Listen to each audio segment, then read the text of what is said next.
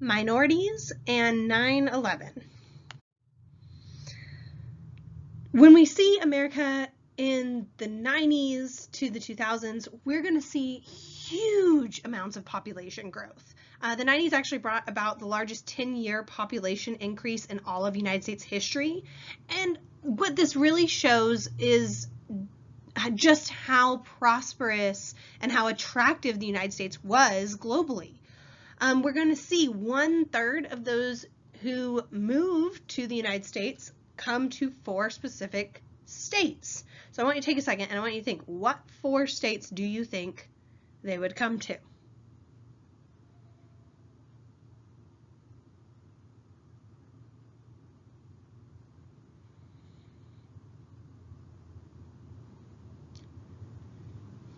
Okay, I'm going to go ahead and give you the answers. You can pause it here if you haven't figured it out yet. So the 4 states are going to be California, Texas, New York, and Florida.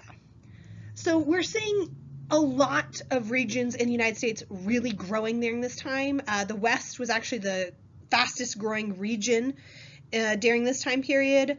The Midlands are growing a bit slower. No state actually lost population, but some had much slower growth. And we're going to see increasing ethnic and racial diversity across the United States. We're also going to see increasing prominence of women in the United States during this time period. The number of women in Congress, for instance, is going to more than double during the 90s. We get Sandra Day O'Connor is the first woman on the Supreme Court in 1981. We get a lot of times those first women appointed into a position. A lot of this also ties into women's work, so to speak, was more and more available. And so this ends up increasing the power of women.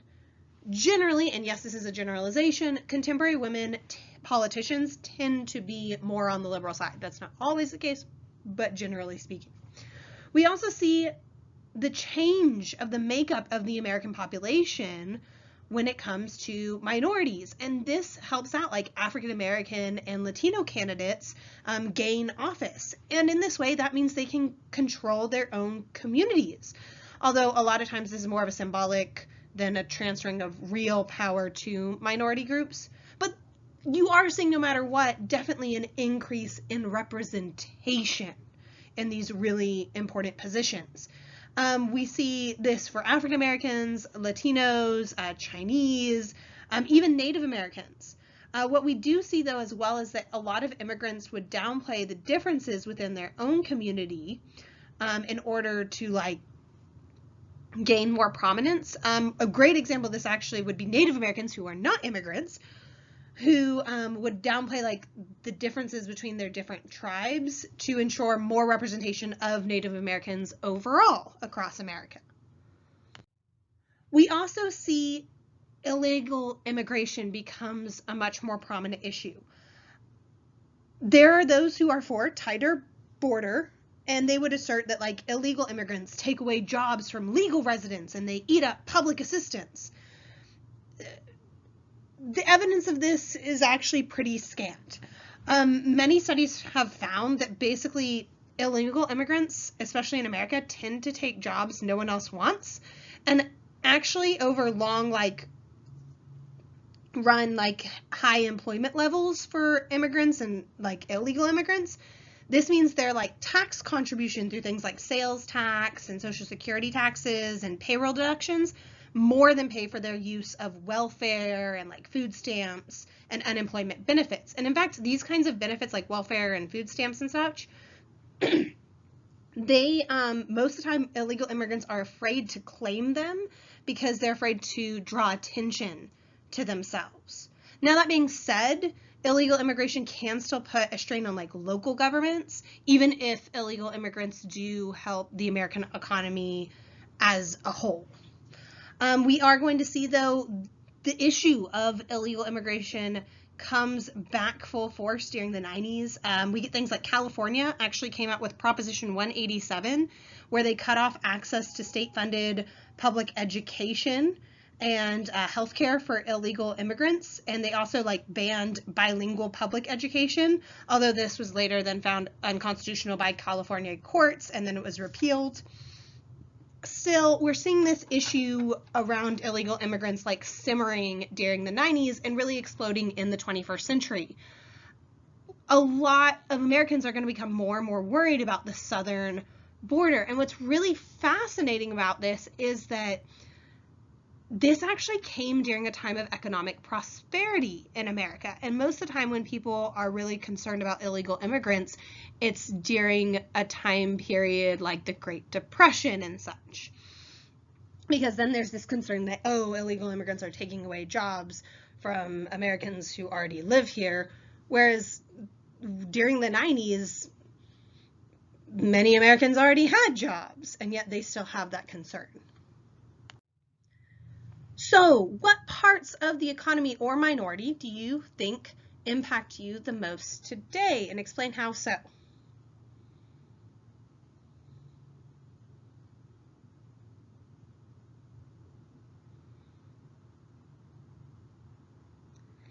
If you want to answer this right here, go ahead and pause the video. Otherwise, I'm going to keep moving forward. This brings us to the election of 2000. On November 8, 2000, America woke up and America did not know who was going to be the next president. This had been George W. Bush versus Albert Gore Jr. The thing is, neither of them had a majority of the Electoral College without Florida. There's therefore going to be a ton of recounts and like, how do you recount? Because you have, cards that are not like fully punched through, things like that. It's difficult to know who, in quotes, really won Florida. Officially, though, it's going to come out being Bush. Both Gore and Bush are going to claim to win Florida, but then you get the Supreme Court ruling on it, and then Bush is inaugurated into office. And so even if someone was to argue that Al Gore actually won, it's a moot point by this point. The thing is, when you look at both Gore and Bush, George W. Bush, both of them had campaign targeting middle America. They had offered things like tax cuts, and they wanted to downsize the federal government but protect Social Security. And so yes, there are going to be differences between the two sides, but a lot of times it's differing in the details, not necessarily the broad goals. Now, despite Bush's, message of stability and everything, we're actually going to see Bush's administration takes a much more Republican and conservative turn once in office, and they basically take the opportunity to tilt domestic policy to the right. So you see things like massive tax cuts. You get, in fact, such massive tax cuts, 2 generations of federal programs were threatened, and basically Republicans forced Democrats to compromise on reductions that were really a lot more than the economy could probably support. A lot of these tax cuts also are going to specifically benefit families that earned more than $200,000 a year. Once again, you get deficits in the federal government. You also see the movement to deregulate the economy. They would open up a lot of like environmental and business regulations of the last 2 decades into reconsideration. We see a changing of like education policy. We're looking at like national testing standards and such. So if you're thinking about like these themes that you're seeing here, this is really on some level Reaganomics being revisited. And then when it comes to diplomacy, Bush and his administration's goal was basically to reduce restrictions on American businesses and reduce the restrictions on American military. And so what we see is Bush will opt out of a series of treaties and negotiations when we're looking at global issues. And the biggest one is going to be dismissing the growing evidence of the scientific consensus on global warming or climate change, which, yes, climate change is happening. Which brings us to 9/11. On September 11th, 2001, terrorists would hijack 4 commercial jetliners. One will be crashed into the Pentagon, one into each of the two twin towers of the World Trade Center, and both towers would eventually fall. The fourth plane, the passengers aboard would find out what had happened to the previous three and basically go on to fight the hijackers and make sure that the plane crashed into the Pennsylvania mountains rather than hit a fourth target. The total confirmed death toll was 2,752 Americans in New York, 184 at the Pentagon, and 40 in Pennsylvania. These hijackers were a part of Al-Qaeda, that was a network of terrorists coordinated by Osama bin Laden. They had turned against the United States because of the United States' presence in the Middle East, and specifically their support for Israel. Bin Laden operated from exile in Afghanistan. This was a shock to the American people. We're going to see after it, the United States gets much more involved in Afghanistan, the Middle East, and you get things like the Patriot Act and so much more. This was one of those moments that,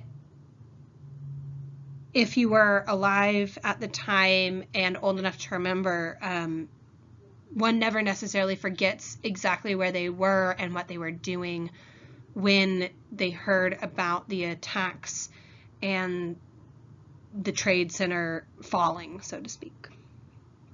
And that is where we end this class. I know that's a very sad note to end on, but that is a very good starting point. After that, we're getting to much more modern history, and so I would definitely encourage you to still read the rest of your book to learn about some of where it goes through, but also to do your own research and to look up more current events and such leading up to today.